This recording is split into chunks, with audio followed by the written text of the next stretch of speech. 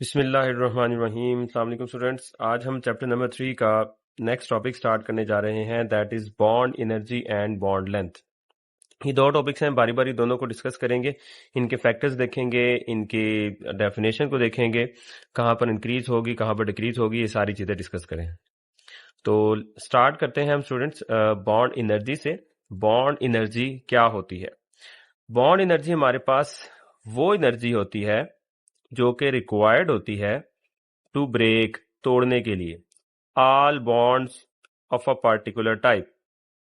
All bonds मतलब कोई सा भी बॉन्ड हो, आयनिक हो, कोवलेंट हो, उनको तोड़ने के लिए जो एनर्जी लगती है इन 1 मोल ऑफ अ सब्सटेंस। मतलब आपने क्या करना है, किसी भी चीज का ना, किसी भी सब्सटेंस का 1 मोल लेना है, उसमें जितने भी बॉन्ड्स होंगे ना, उसको तोड़ने के लिए जो एवरेज एनर्जी लगेगी उसको क्या कहेंगे? बॉन्ड एनर्जी कहेंगे। ये होगी लफ्जी डेफिनेशन। अब आपको समझाता हूं एग्जाम्पल देके। फॉर एग्जाम्पल मेरे पास है हाइड्रोजन और हाइड्रोजन का बॉन्ड, ठीक है। अब हमने क्या करना है, हमने ना इसका 1 मोल लेना है, ठीक है। हमने क्या करना है, H2 का 1 मोल लेना है, H2 का। तो अभी तो आपको एक बॉन्ड नजर आ रहा है, लेकिन जब आप 1 मोल लेंगे तो एक मोल के अंदर कितनी क्वांटिटी होती है? 6.02 10 की पावर 23। तो एक मोल में कितने बॉन्ड होंगे? 6.02 10 की ताकत 23 bond.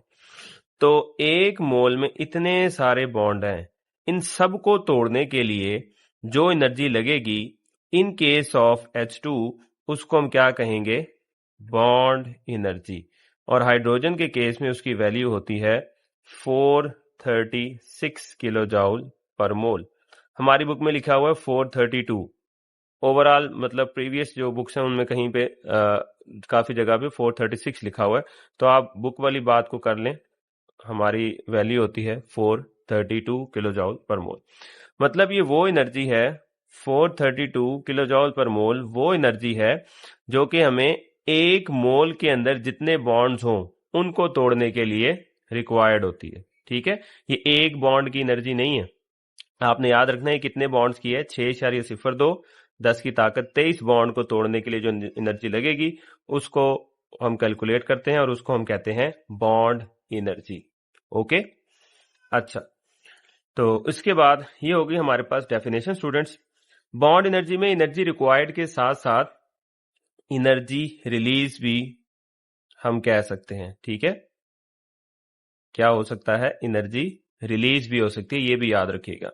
Because heat involved in a chemical reaction, एक केमिकल रिएक्शन के दौरान जो हीट इन्वॉल्व होती है ना, वो दो तरह की होती है, रिलीज भी हो सकती है और एब्जॉर्ब भी हो सकती है, ठीक है।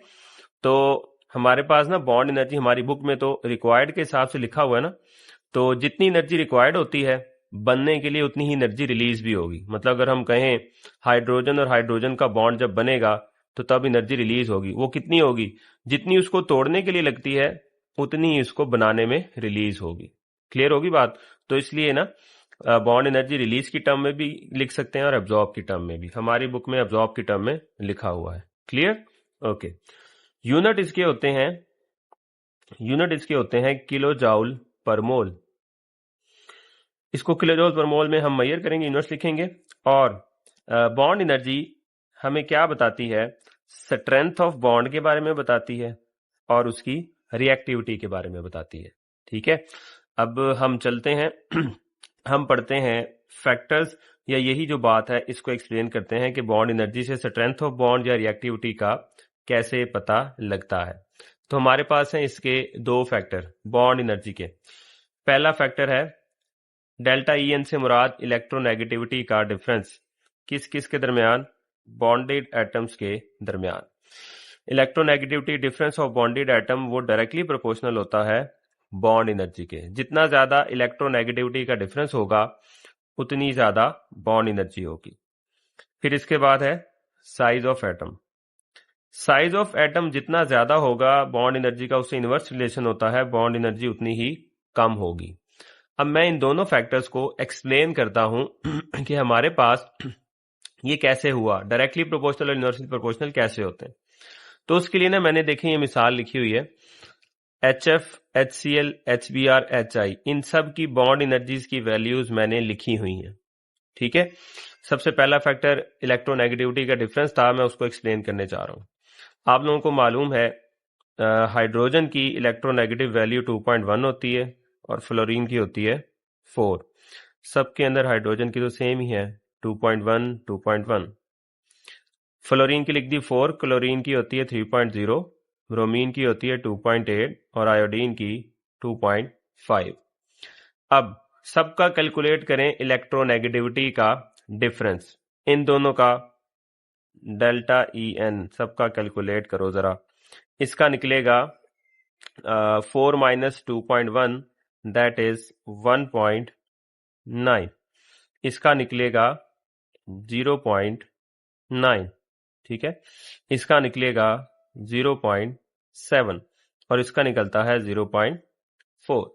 तो देखें सबसे ज्यादा डिफरेंस इलेक्ट्रोनेगेटिविटी का किस केस में आया है, HF के केस में आया है। तो जितना ज्यादा इलेक्ट्रोनेगेटिविटी का डिफरेंस बॉन्डेड एटम्स का, उतनी ही ज्यादा बॉन्ड एनर्जी। देखें सबसे ज्यादा वैल्यू किसकी है, HF की ही है, बाकी सबकी वैल्यू क्या है, कम है। ठीक है, क्यों कम है, क्योंकि उनका इलेक्ट्रोनेगेटिविटी का डिफरेंस भी कम है। अच्छा, इससे क्या होता है इलेक्ट्रोनेगेटिविटी के डिफरेंस से कम ज्यादा होने से ये बॉन्ड एनर्जीज की वैल्यू क्यों इस पे डायरेक्टली प्रोपोर्शनल होती है? उसकी रीजन स्टूडेंट्स, आपको पता है फ्लोरीन की वैल्यू हाईएस्ट होती है इलेक्ट्रोनेगेटिविटी की।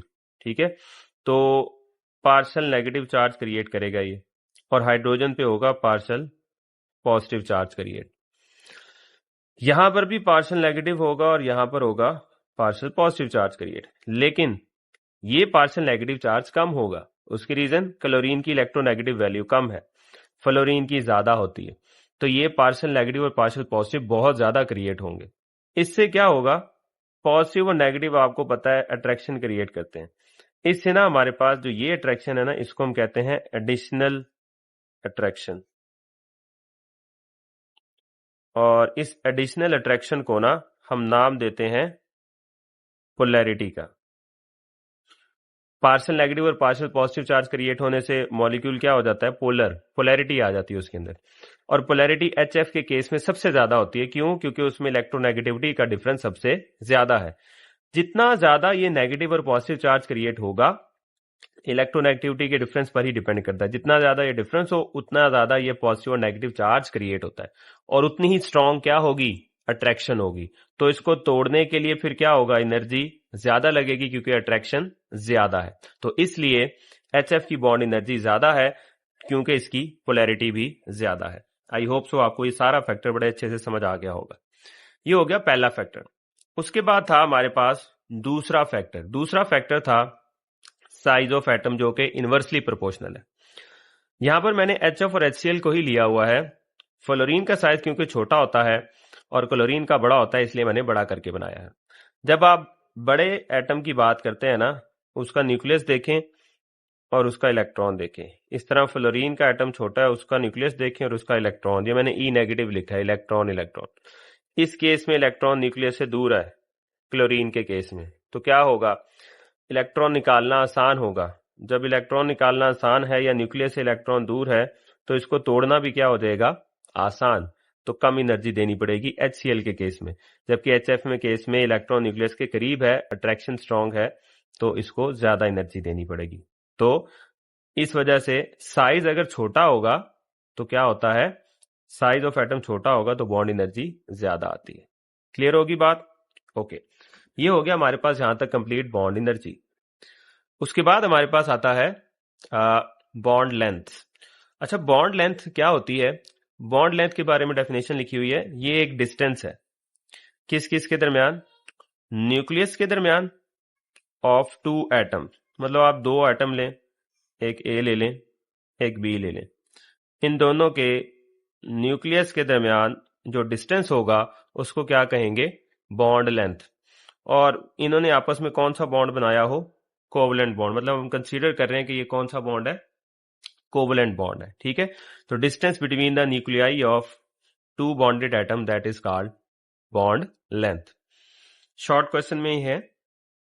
इसको मेजर करने का तरीका, ये 3 मेथड लिखे हुए हैं, electron diffraction, X ray diffraction and spectral studies. ये 3 फिजिकल टेक्निक्स हैं जिनकी मदद से आप 2 एटम्स के दरमियान बॉन्ड लेंथ को मेजर कर सकते हैं। जैसे बॉन्ड एनर्जी के फैक्टर थे, वैसे ही बॉन्ड लेंथ के भी फैक्टर हैं, और इसके 3 फैक्टर हैं। नंबर 1 यही है, इलेक्ट्रोनेगेटिविटी का डिफरेंस। लेकिन यहां पर इलेक्ट्रोनेगेटिविटी का डिफरेंस डायरेक्टली प्रोपोर्शनल नहीं है, बल्कि इनवर्सली है, inversely proportional to bond length है। ओके, याद रखिएगा।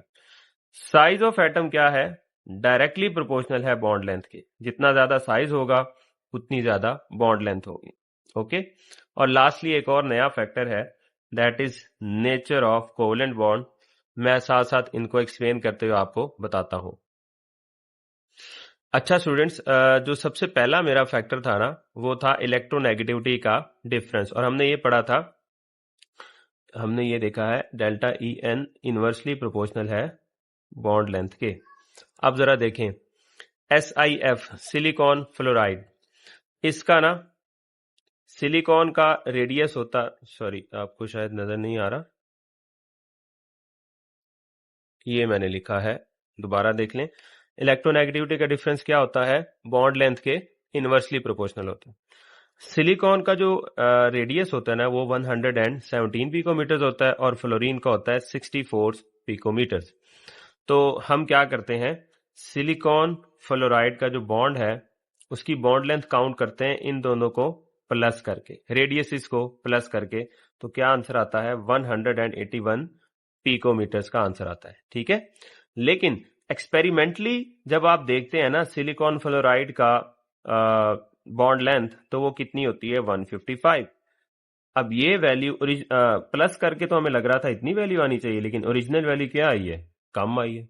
उसकी रीजन बिल्कुल, क्या रीजन है भाई, रीजन ये है students, fluorine is highly electronegative, और सिलिकॉन उसकी निस्बत इलेक्ट्रो पॉजिटिव होता है। उससे क्या होता है, ये पॉजिटिव और नेगेटिव आपस में अट्रैक्शन क्रिएट करते हैं। अट्रैक्शन क्रिएट करते हैं, उससे क्या होता है, सिलिकॉन और फ्लोरीन के एटम एक दूसरे के क्लोज हो जाते हैं। रीजन, पॉजिटिव और नेगेटिव एक दूसरे को अट्रैक्ट करते हैं, अट्रैक्ट करेंगे तो सिलिकॉन और फ्लोरीन के एटम एक दूसरे के करीब आएंगे। करीब आने से ये जो बॉन्ड पहले बड़ा लग रहा था अब शॉर्ट हो जाएगा, 181 से कम होके 155 हो गया। मतलब ओरिजिनली हम एटॉमिक रेडियस से देख रहे थे तो हमें लग रहा था कि भाई ज्यादा वैल्यू आएगी, लेकिन किस चीज ने इसकी वैल्यू कम कर दी, इलेक्ट्रोनेगेटिविटी के डिफरेंस ने इसकी वैल्यू को कम कर दिया। तो देखें, इलेक्ट्रोनेगेटिविटी का डिफरेंस जितना ज्यादा होगा उतनी बॉन्ड लेंथ क्या हो जाएगी, शॉर्ट हो जाएगी। मतलब जितने ज्यादा नेगेटिव और पॉजिटिव चार्जेस क्रिएट होंगे उतनी स्ट्रॉन्ग अट्रैक्शन होगी, उतना एटम एक दूसरे के करीब आएगा, बॉन्ड उतना ही शॉर्ट हो जाएगा। क्लियर? ओके, उसके बाद था साइज। स्टूडेंट, साइज जितना आप बड़ा करते जाओगे, साइज आप जितना ज्यादा बड़ा करते जाएंगे, हमने पढ़ा था 2 न्यूक्लियस के दरमियान का जो डिस्टेंस है वो क्या कहलाता है, वो कहलाता है बॉन्ड लेंथ।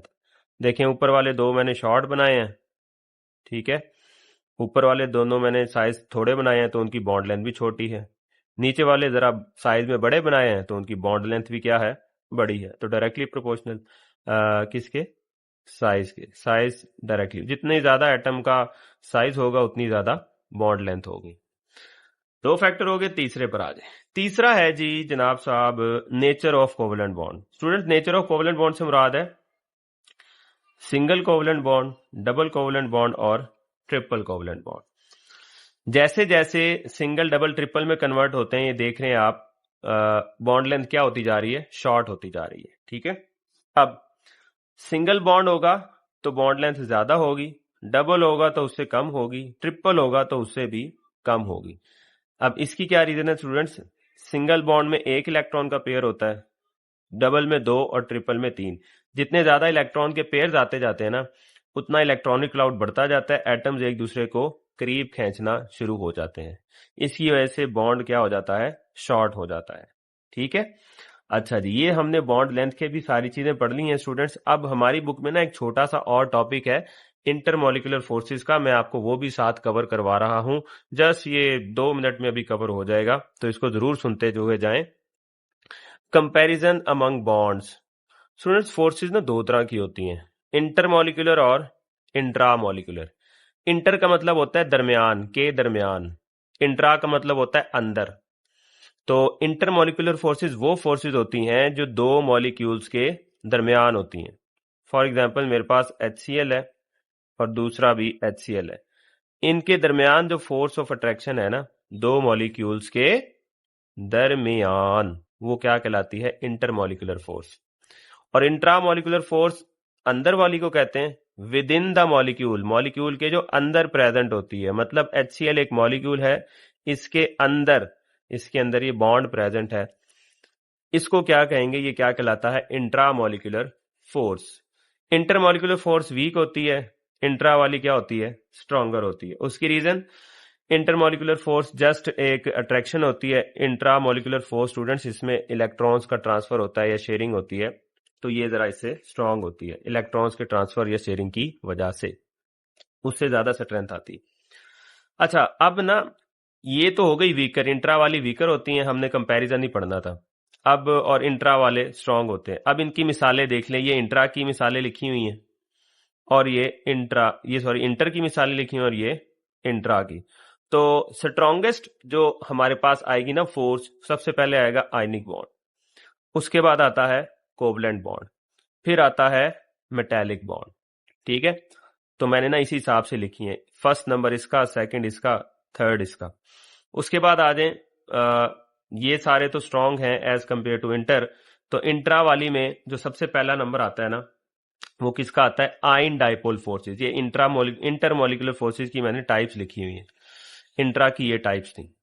इंटरमॉलिक्यूलर फोर्स में सबसे पहले जो स्ट्रॉन्गेस्ट फोर्स होती है ना, वो आयन डाइपोल फोर्स होती है, इसका पहला नंबर। फिर हाइड्रोजन बॉन्डिंग भी इंटरमॉलिक्यूलर फोर्स होती है, इसका दूसरा नंबर होता है। फिर एक फोर्स होती है डाइपोल डाइपोल, इसका तीसरा होता है। फिर डिबाय फोर्स होती है, जिसको हम डाइपोल इंड्यूस डाइपोल फोर्स भी कहते हैं, उसका चौथा नंबर होता है। और आखिर में लंदन डिस्पर्शन फोर्स, इसका 5वां नंबर होता है, जिसका दूसरा नाम होता है instantaneous dipole induced dipole forces. ठीक है, ये सारे जो है ना हमारे पास फोर्सेस, ये स्टूडेंट्स आने हैं चैप्टर नंबर 5 में, इनका डिटेल में कंसेप्ट, ये सारी चीजें आपको वहां पर डिटेल से मैं पढ़ाऊंगा। तो आज के लेक्चर के लिए इतना ही। कोई क्वेश्चन हो तो आप कमेंट बॉक्स में पूछ सकते हैं। अल्लाह हाफिज।